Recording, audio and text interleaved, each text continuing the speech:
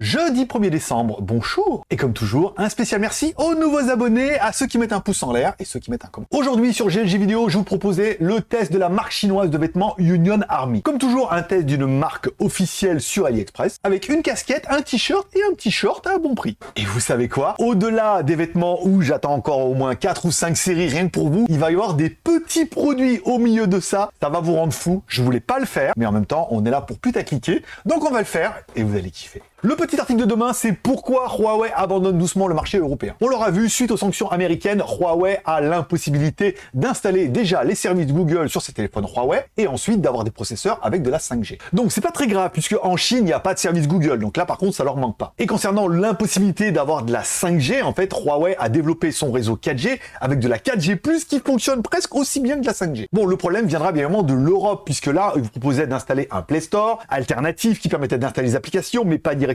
Il fallait bidouiller et ça les Européens ils aimaient pas. Alors ça pouvait le faire mais ça pouvait pas le faire aussi bien, donc beaucoup ont abandonné Huawei pour privilégier d'autres marques qui étaient compatibles avec le Play Store, Google, YouTube, tout ça.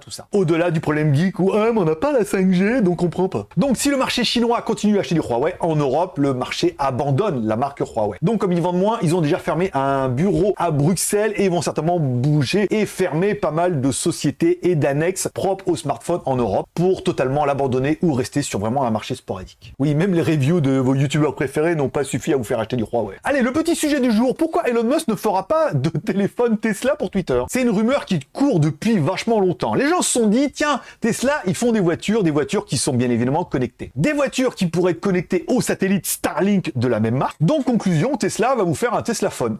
En fait, pas du tout. Je vous passe les rumeurs d'installer des panneaux solaires derrière, machin, les technologies Neuralink. Tout ça, c'est du fantasme, ça fait du clic, dit-il. Suite à son tweet sur Twitter, justement, Elon Musk annonçait qu'il allait peut-être certainement lancer son propre smartphone pour concurrencer Apple. Alors faire son propre smartphone, c'est relativement facile. Vous allez en Chine, vous trouvez un fabricant qui a un téléphone, vous le rebadgez à votre nom et vous en faites au moins 5000 et vous avez votre marque de smartphone. Ou alors vous avez de gros volumes et vous allez voir une grosse usine et vous dites je veux exactement un phone qui soit comme ça, comme ça, comme ça, comme ça va vous coûter une blinde, mais la marque pourra vous le faire. Par contre, il faudra commander un minimum de quantité. Mais par contre, qu'en est-il de l'OS? Si c'est pour faire comme les autres son propre téléphone avec un OS comme les autres, on est réduit au même problème et surtout on revient au même problème que Huawei. Alors certains vont vous dire oui mais avec de l'argent on peut tout faire. Bah prenez le cas de Windows qui a essayé de lancer le Windows Phone. Windows a énormément d'argent, leur téléphone n'a jamais fonctionné. Alors on pourrait dire oui mais alors il faut avoir une marque qui a du savoir-faire, elle pourra le faire. Prenez le cas de Nokia qui avait essayé de faire son OS, là pareil avec Symbian, ça n'a pas marché. Et comme marque encore plus grosse, on s'appellera de Samsung qui a essayé également de faire son propre OS.